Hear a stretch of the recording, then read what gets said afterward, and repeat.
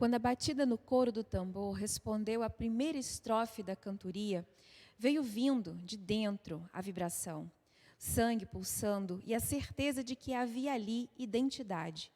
Era o mesmo DNA. Batendo palmas, a roda se mantinha, calor provocado pela emoção aquecendo a noite fria daquele 13 de maio. Brasil, país de tantos tons, nasceu miscigenado. Injetou nas veias de seus filhos a diversidade e acertou na composição. Vovó Aparecida contava que, quando foi encontrada, estava debaixo de uma sombrinha, num pasto de fazenda, rodeada pelo gado. Disse que o capataz pegou a cesta e levou-a para a sede da fazenda, para ser criada. Vovó era preta. Já o vovô Antônio, de olho claro, veio marcado pela longa travessia do Atlântico. Nasceu aquilo que seria uma passagem incrível da Itália para ancorar no Brasil. Vovô era branco. Num país de misturas, somos resultados de um todo que se explica, mas nem sempre se entende. Caminhos atravessados pelo amor, mas também pela dor.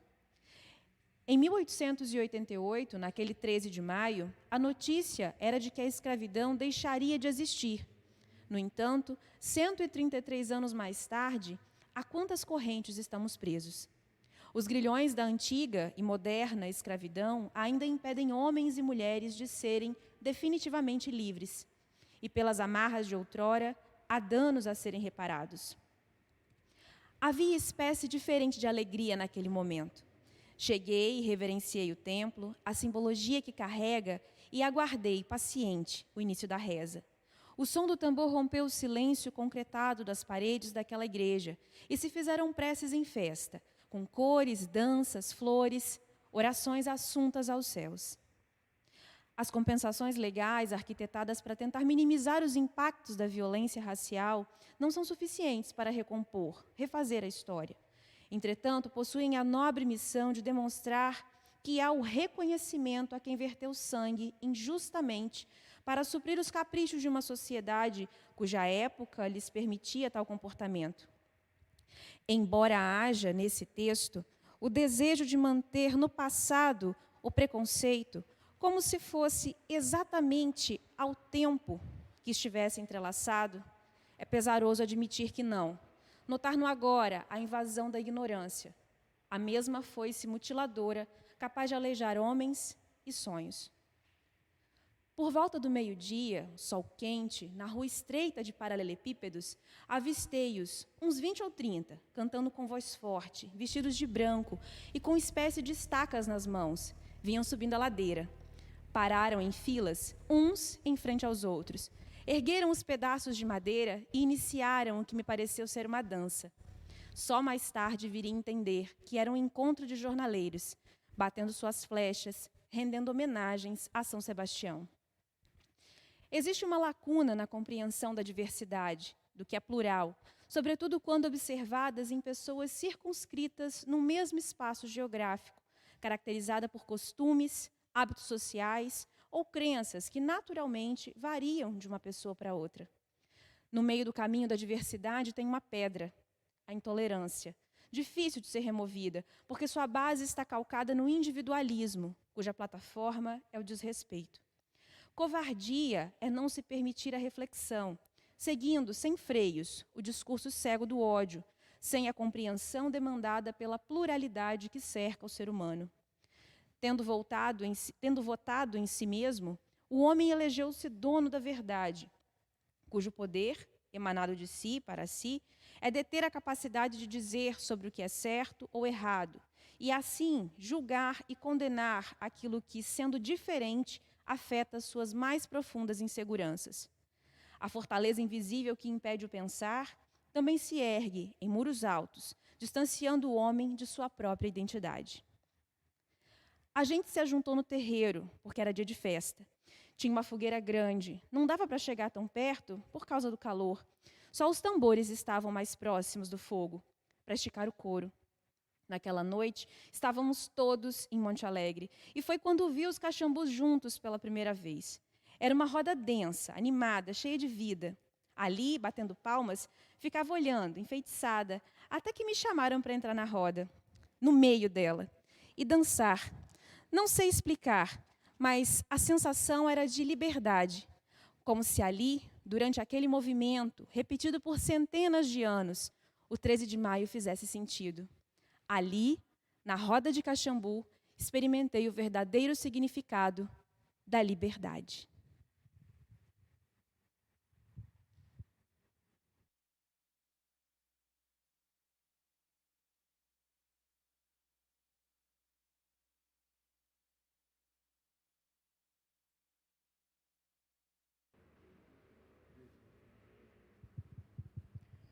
Boa noite a todos. Me chamo Ludmila. Cumprimento a todos, Dona Isolina, Dr. Bruno, a Zilma. Me chamo Ludmila, como eu disse, né? Ludmila Paineiras. Sou filha do professor... Oi? Ormi, desculpa. A dona Ormi, o Dr. Bruno Fajardo Lima e a Zilma Santos da Silva. Ela faz parte da Pastoral Afro, a dona Zilma.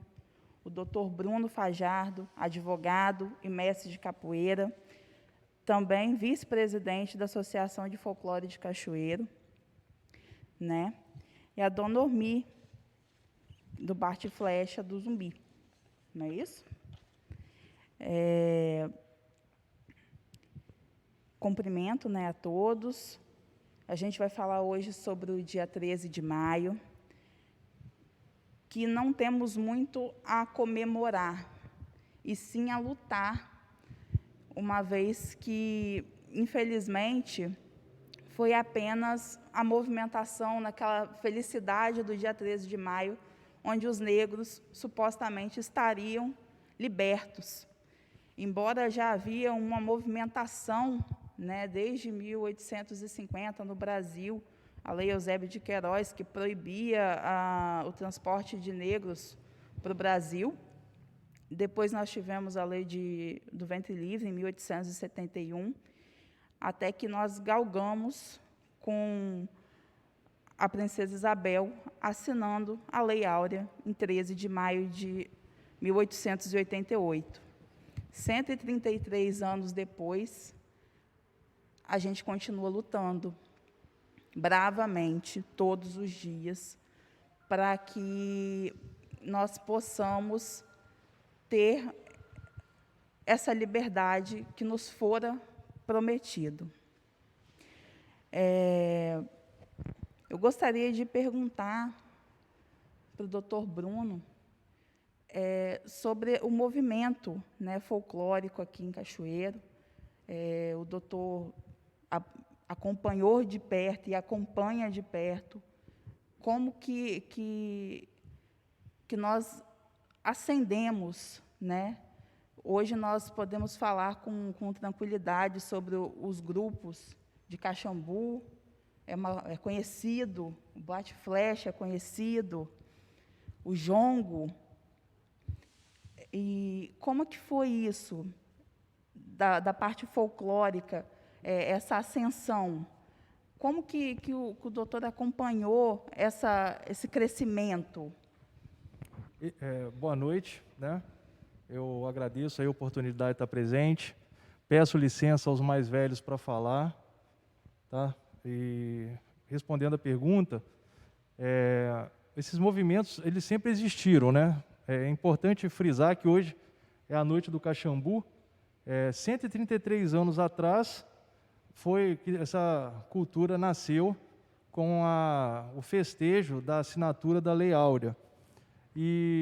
Mas ele sempre passou por problemas, né? Quais os problemas? As carências, né? As carências, como todo movimento folclórico. Então, a carência era da sua estruturação, da sua valorização por parte da sociedade, por parte dos governos, né? Das entidades. E esse movimento, a partir da criação da Associação de Folclore, começou a ter um viés de união, de reivindicação, de aproximação, com muitas dificuldades, devido até à própria localização dos grupos, não só de Caxambu, mas de todas as outras culturas, né, como os bate-flechas, que a Ludmila bem falou aqui, Folia de Reis, E essa união, né, que já tem mais de 20 anos, a partir da Associação de Folclore, começou a ganhar voz na sociedade, começou a dar visibilidade para esses grupos.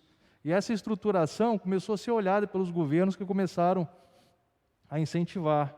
Quais os incentivos foram feitos para esses grupos? Os principais, que são suas indumentárias, seus instrumentos, a preservação das suas datas festivas, das suas celebrações. Foi um movimento que foi feito continuamente e de pouco em pouco. Não foi fácil, eu garanto.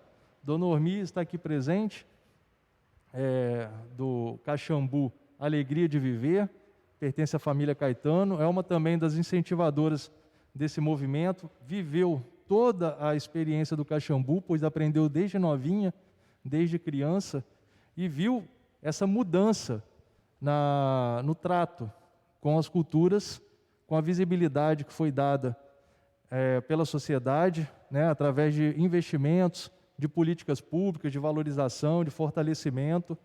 E a Associação de Folclore fica muito feliz em ter participado desse processo. Tá? Não fez isso sozinha, um trabalho árduo, né, mas em conjunto conseguimos chegar ao ponto dos caxambus hoje estarem sendo transmitidos, né, por uma mídia social. Então isso é uma vitória, uma conquista, porque as pessoas todas vão ter acesso ao tipo de informação, tá bom? Dona Ormi, entrando nessa parte de conhecimento de Caxambu, botando a população para conhecer as matrizes afros, a senhora como mulher, sendo mestre, quais foram os desafios da senhora na implementação do Caxambu, na questão do preconceito mesmo, dentro da área?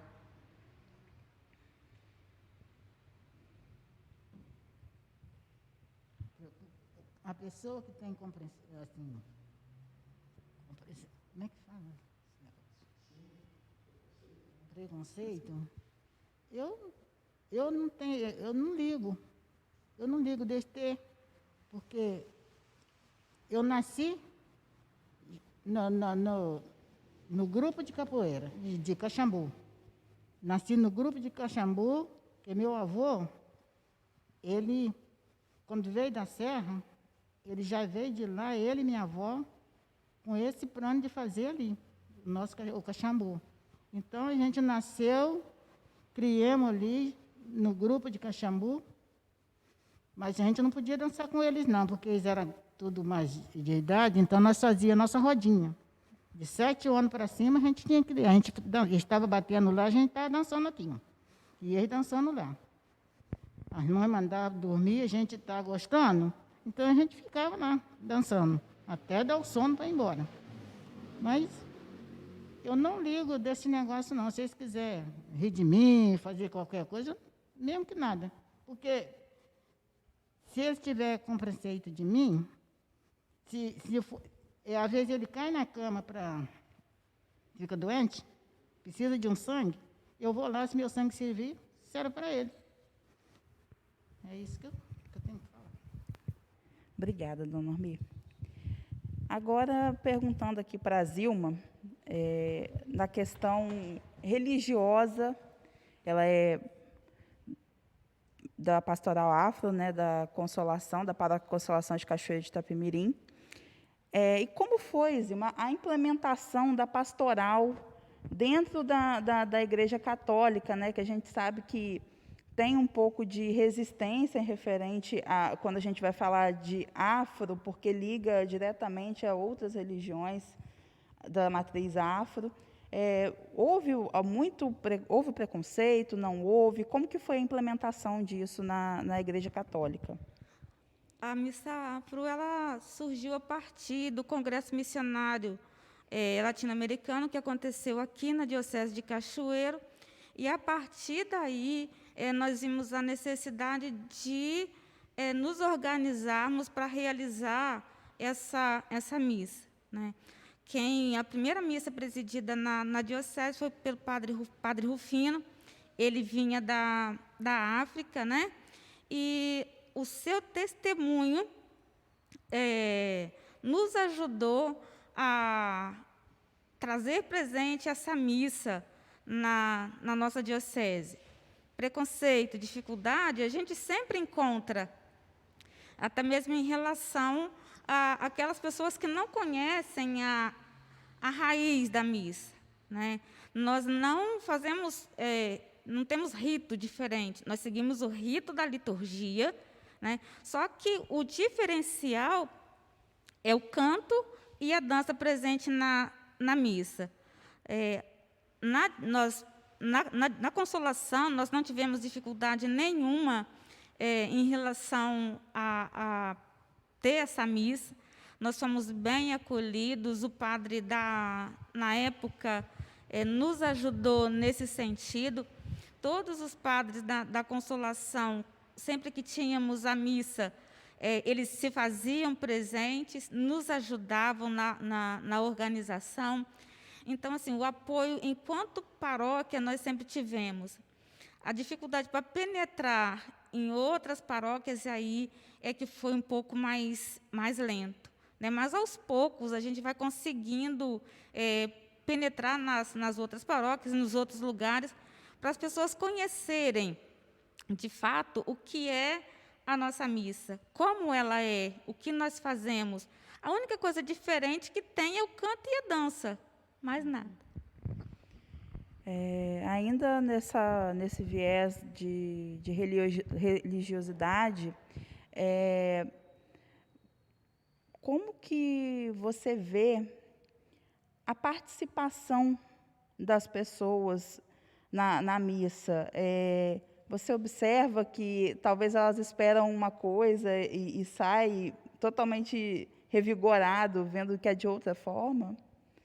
Eu acredito que sim, que saia revigorado, porque quem não conhece, vai para conhecer. É claro que tem aquele que vai lá com o intuito de criticar, né? Acho que uma das missas que a gente teve, uma das primeiras missas, o que aconteceu é o seguinte: tinha um canto, né, se não me engano, era no canto das oferendas, e falava, uma parte da letra assim: vinho, vício e cachaça oferecerei. Ao Deus Pai Criador oferecerei vinho, vício e cachaça. Porque era aquilo que o negro tinha, muitas vezes, para oferecer, né? E aí tinha uma pessoa que participou da missa, correu no bispo na época e falou: na música que eles estão cantando tem isso. Mas acabou não tendo nenhum efeito, porque o livro, da onde foi tirado o canto, né, era um livro adotado pela diocese.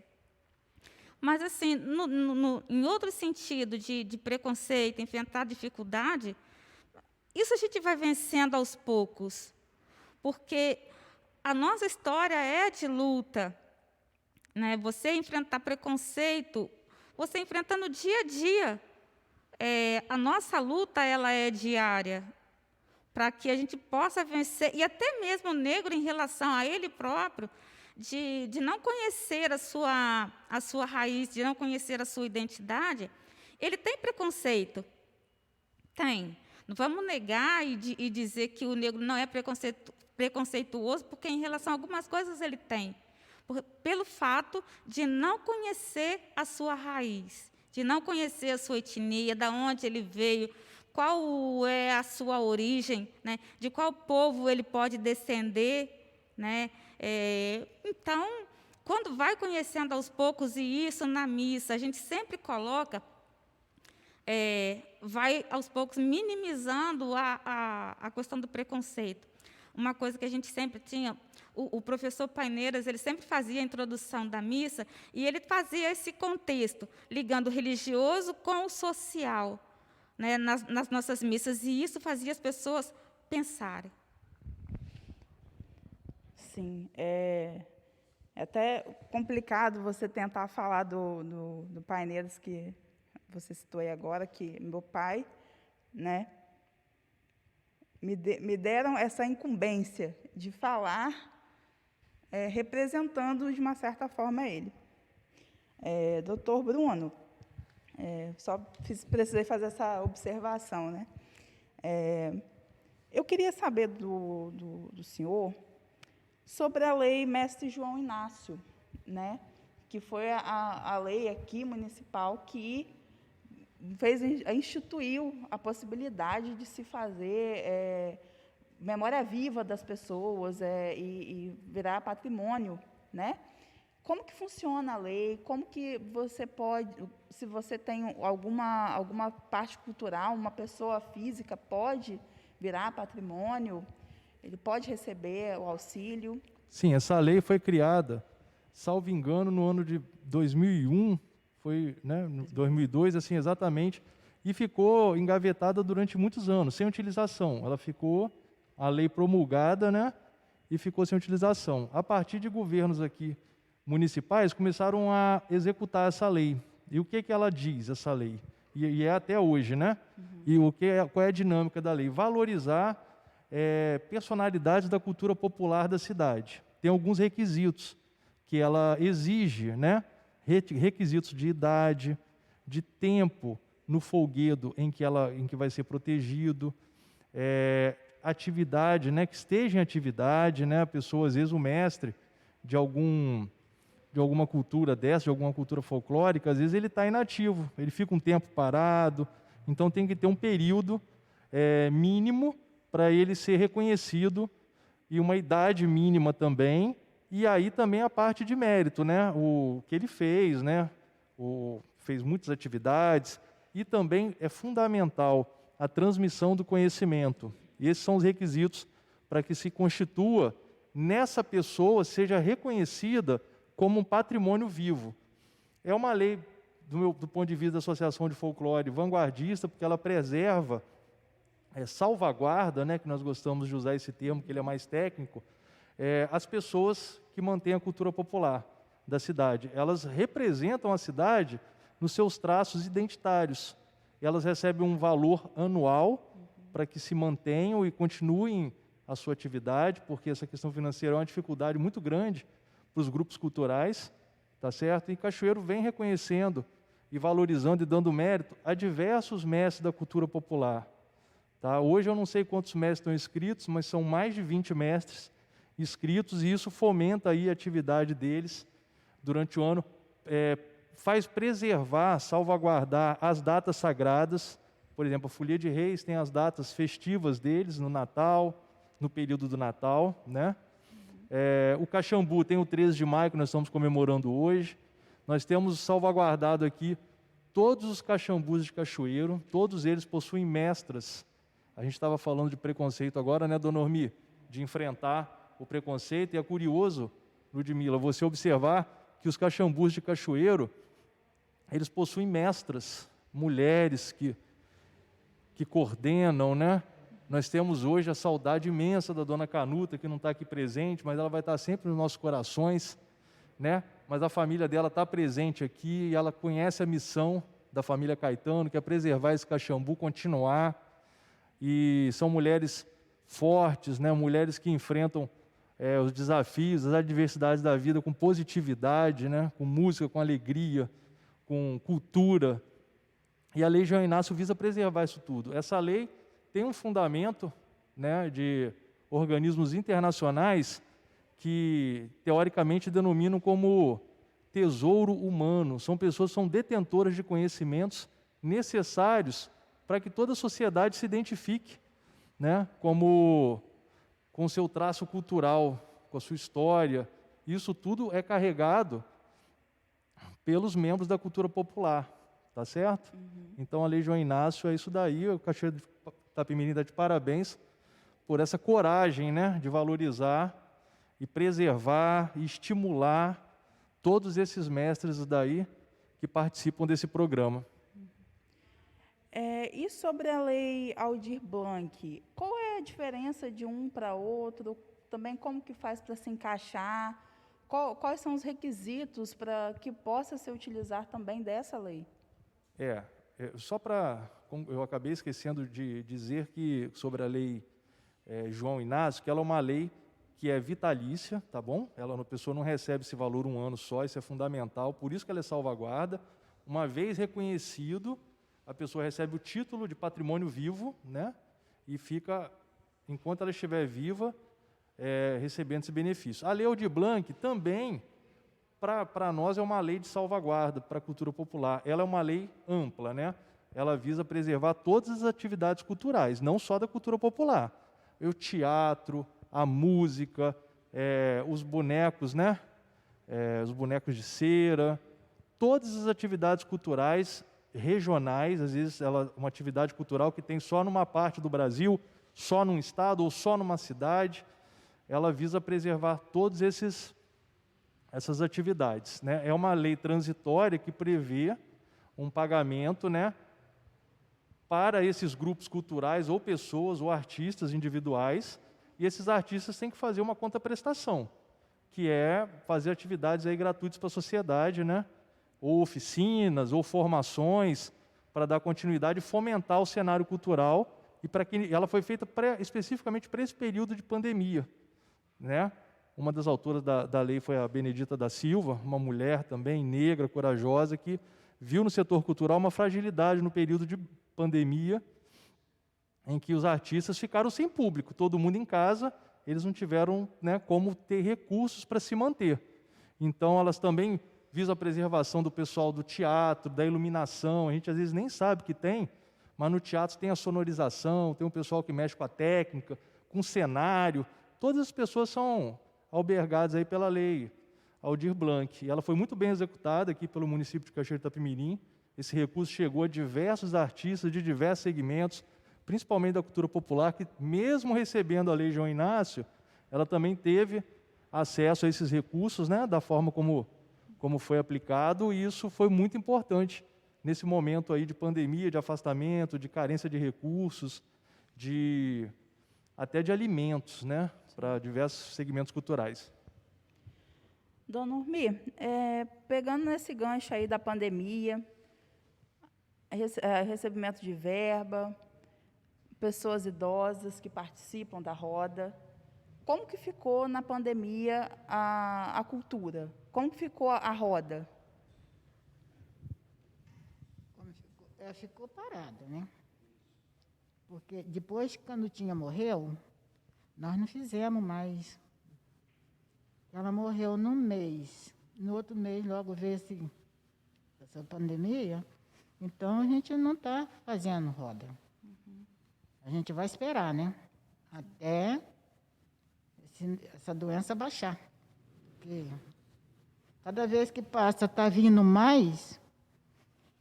Que veio a primeira, agora diz que veio a segunda, e agora diz que já vinha a terceira.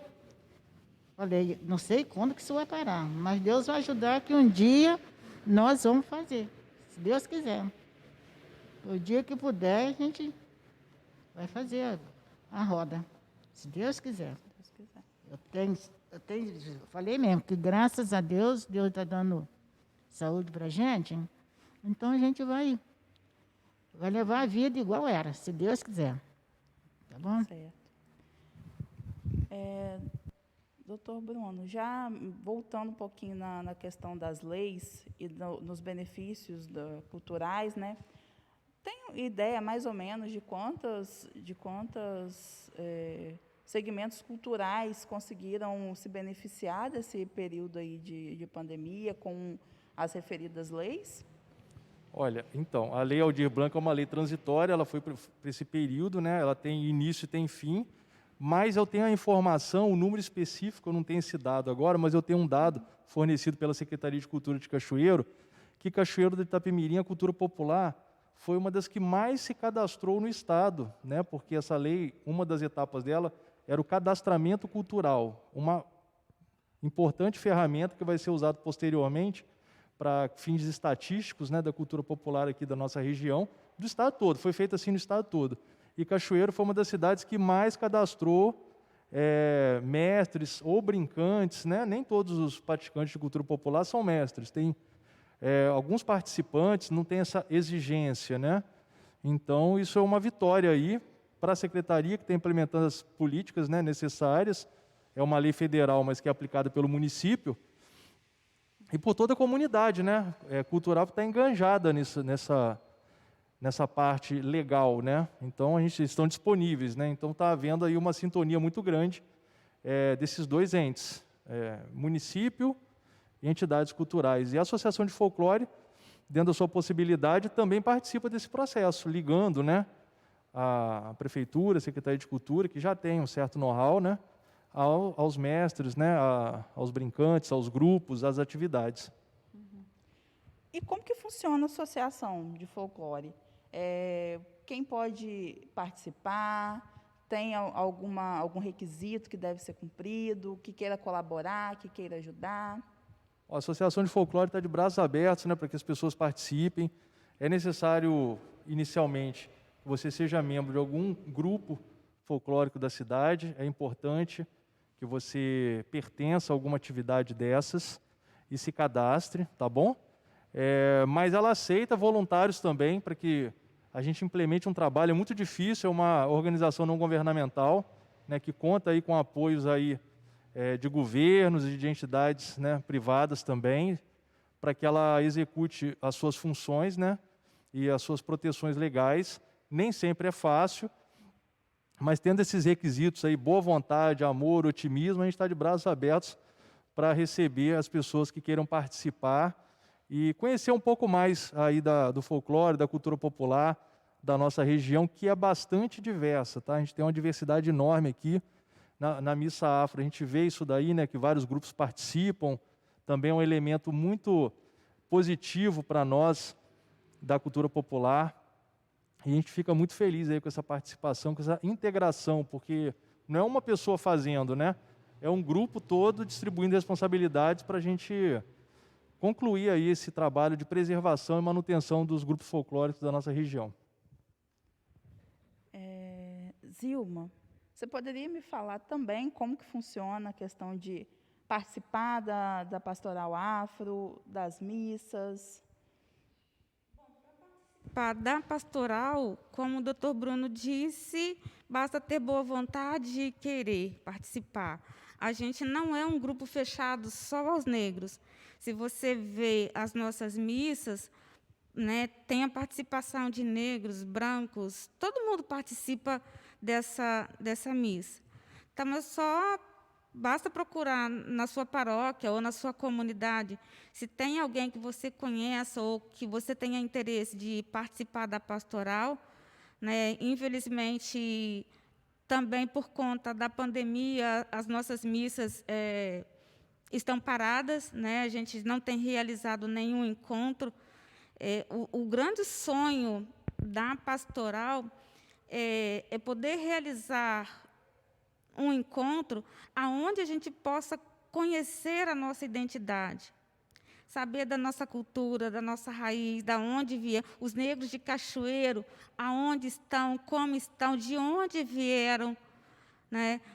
Para que a gente possa ter uma pastoral forte. Porque, primeiro, para participar de uma pastoral, seja ela pastoral afro ou qualquer outra, você tem que saber conhecer aquilo onde você está inserido. Você conhecendo, você passa a amar. E você só ama, de fato, aquilo que você conhece. Se eu não conhecer um pouco da minha cultura, da minha história, eu vou ter dificuldade em aceitar e em participar. Então, nós somos abertos a isso. Nós queremos, um dia, realizar em Cachoeiro, dentro da Diocese, ou na Paróquia da Consolação, um grande encontro, onde a gente possa buscar conhecimento, saber da nossa história, para que, assim, de fato, a gente possa, um dia, celebrar uma grande missa, né, onde todo mundo vai estar presente e sabendo de si. Né? Esse é o nosso maior sonho. Sua fala foi muito feliz, né, da Zilma, de falar que a gente só ama o que a gente conhece, né? Vejamos, os negros saíram da África para vir para o Brasil, né, sem ser pedido, ele saiu e simplesmente você vai trabalhar lá num outro país, colocaram-se nos navios e foi retirado até mesmo o seu nome, seu sobrenome, né? Porque o sobrenome do negro vinha com o nome do senhor, né? Os Oliveira, o Silva, né? Então, até isso nos foi tirado, o seu nome, da sua origem, da onde você veio, porque são os povos, né? Cada um tinha a sua nomenclatura, o seu nome, e até isso foi tirado do negro. Infelizmente, a gente só ama mesmo o que a gente conhece, e por não conhecer, talvez, a sua história, muitas das pessoas acabam renegando, né? Não dizendo, não tem orgulho de dizer que é negro, né? Sou negro. Ainda tem muita dessa resistência. Se você observar, eu não sei se na certidão de vocês como é que está, mas a minha certidão de nascimento não está preta ou negra, está parda. Né? Então, a questão da sua identidade é o que te faz ser o que você é. Né? Você precisa se conhecer. Se eu contasse um pouco da minha história, quando eu comecei a participar da pastoral e das missas, e até mesmo da comunidade onde eu estou inserida hoje, foi porque foi me permitido, foi me dado a alegria de saber aonde eu sou e quem eu sou. Né? Como a maioria dos negros, o meu cabelo, quando eu comecei, era alisadinho, né? Aquele cabelo que você, né, daquela química bem brava mesmo, que deixava o cabelo da gente, o casco da cabeça da gente machucado, né? Cabelo liso. E quando eu fui passar pelo processo de aceitar o meu cabelo, de me aceitar como eu sou, eu tive que cortar para deixar ele no natural, para depois começar um outro tipo de tratamento. Então, para a gente se saber, a gente tem que se conhecer. Sim, é um processo de aceitação mesmo, porque a sociedade nos passa que você tem que ter o cabelo liso, que você tem que ter um corpo perfeito, mas é a sociedade que nos impõe. Então, você vai precisar se conhecer, se amar, saber de onde você é, para você poder saber aonde você vai chegar, né? Dona Ormi, entrando aqui nessa questão de como é que a gente faz para participar. Agora sabemos que estamos em pandemia, não tem como se reunir, infelizmente. Mas como é que a gente faz para poder participar do Caxambu?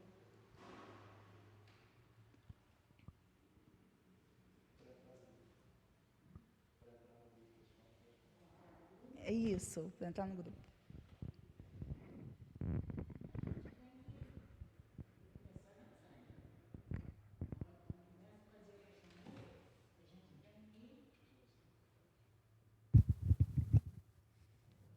A gente tem que dançar, para as pessoas verem que a gente está dançando e sabe dançar.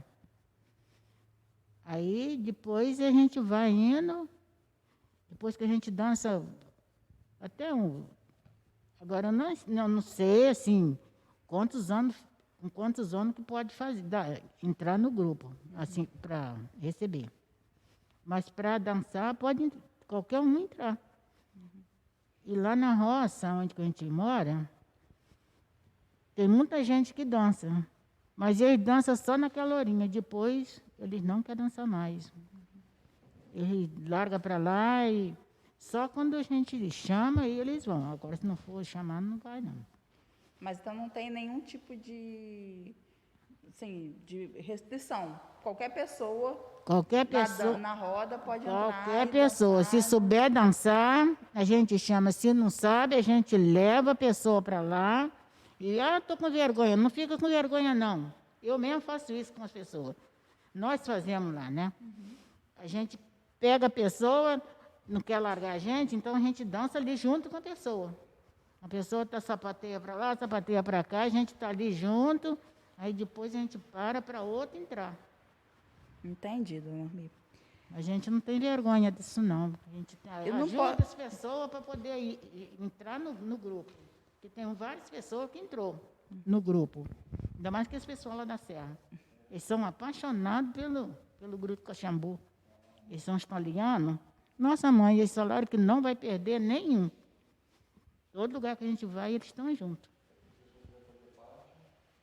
Não, mas ele já falou que ele vai fazer parte, que ele vai bater junto com o Paulinho.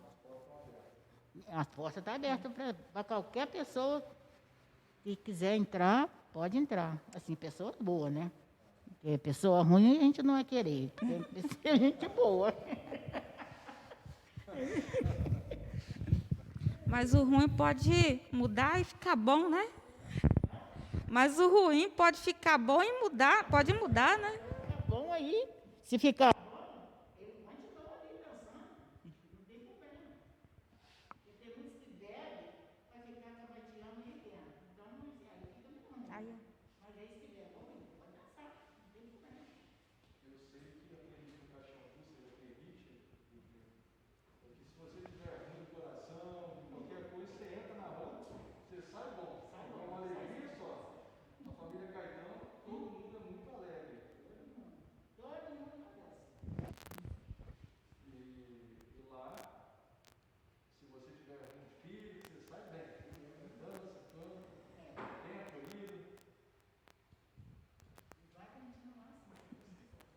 Eu tive o prazer de conhecer Vargem Alegre, Monte Alegre, né? Com meu pai que me ensinou, me passou tudo o que eu sei, embora não participasse ativamente do movimento, né? Eu sempre estava ali no cantinho com a máquina fotográfica batendo todas as fotos, né? Mas eu estava ali sempre de forma intrínseca participando da roda. Sempre achei fantástico, porque realmente você sai revigorado, você sai outro. Igualmente com a Missa Afro, que eu tive muita satisfação de participar de várias missas. Infelizmente, perdi outras várias que ele participava, né? E impossível falar de 13 de maio e não falar do José Painedas, né? Impossível. Porque ele era o historiador, a fonte para poder falar sobre o 13 de maio, né? Lá em casa a gente dançava 13 de maio, e dia de Santo Antônio, dia de São Pedro, a gente dançava. Quando tinha um feriado, não tinha jeito, a gente tinha que fazer uma fogueirinha, nem que seja pequenininha, mas a gente tinha que dançar. A gente não ficava sem dançar feriado nenhum. Todos os santos que passavam, que lá a gente guardava. Agora que os pessoal não estão guardando mais os santos. Dia de Santa Rita, São Pedro, São Sebastião, aí nós dançávamos muito, nós fazíamos fogueirinha ali, ó, e nós estávamos dançando. Não tinha esse negócio, não. Agora está meio difícil ter 2 dias. E agora com a pandemia também, infelizmente, acabou dando uma desacelerada, né, na parte cultural, né, infelizmente. Mas essa é uma característica da cultura popular. A gente está enfrentando aí um teste, mas que ela sempre enfrentou. Às vezes ela fica ali igual uma brasa de uma fogueira que a dona Ormi citou, parece estar meio apagado, e ela fica ali guardada, mas vem um vento forte e levanta aquela labareda de novo, e nós estamos esperando a pandemia voltar, para que vai ser esse vento forte que vai fazer ressurgir tudo, porque ela fica guardada na mente e no coração de cada brincante, de cada mestre. Acender, né? Acender. Isso aí. Agradeço a participação de todos. Obrigada, doutor Bruno. Obrigada, dona Ormi. Obrigada, Zilma, por participar conosco essa noite. Foi muito bom conversar com vocês. Dá um calorzinho assim no coração de a gente falar e reviver o 13 de maio, que embora nós não tenhamos muito a comemorar, temos mais a lutar, mas é com felicidade que a gente termina esse encontro. Muito obrigada. Boa noite. Eu que agradeço. Boa noite. Muito obrigada, tá? Se a gente olhar o contexto religioso, 13 de maio, Nossa Senhora de Fátima, a libertação dos escravos.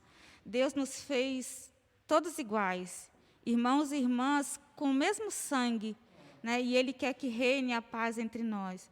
Então, a imagem de Nossa Senhora de Fátima nos faz recordar esse amor de Deus presente no meio de nós. Amém.